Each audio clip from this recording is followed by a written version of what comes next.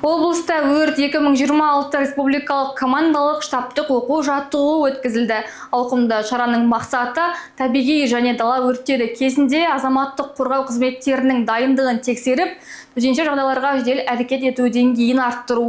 Оқу жаттығу 3 кезең бойынша ұйымдастырылған. Соның бірі Сырдария өзенінің сол жағалауында арнайы техникалардың көрмесі өтті. Көрмеге 45 техника, 78 қызметкер жұмылдырылды. Шара барысында орман және дала алқаптарындағы шартты өрт ошақтарын сөндіру, тұрғындарды қауіпсіз аймаққа көшіру, зардап шеккендерге алғашқы медициналық көмек көрсету және күштік құрылымдардың өзара іс-қимылы сыналды. Оқу жаттығудың басты мақсаты орман дала өрттері туындаған жағдайда азаматтық қорғау мемлекеттік жүйесінің органдарының күш құралдарының дайындығын тексеру, пысықтау.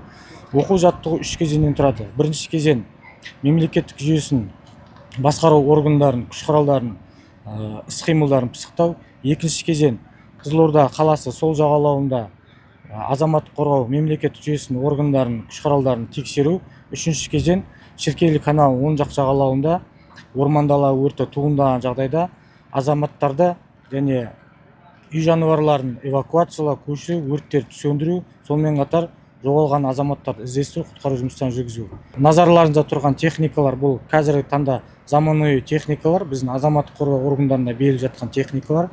Бұл жерде тек өрт сөндіру емес, бұл жерде өрттерді сөндіру, өртке баратын жолдарды жөндеу, сонымен қатар азаматтық қорғау мемлекет жүйесінің органдарының барлық техникалары қатыстырылуда.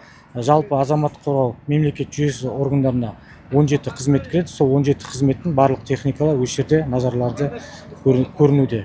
Сонымен қатар қарасаңыздар, алдарында күш құралдардың негізгі пайдаланатын техникалық өрт техникалық жарақтар тұр. Сол өрт техникалық жарақтардың барлығы жаттығу барысында пайдаланатын болады. Мамандардың айтуынша, мұндай республикалық деңгейдегі жаттығулар төтенше жағдайлардың алдын алу жүйесін жетілдіріп, халықтың қауіпсіздігін қамтамасыз етуге және азаматтық қорғау қызметтерінің кәсіби шеберлігін арттыруға мүмкіндік береді.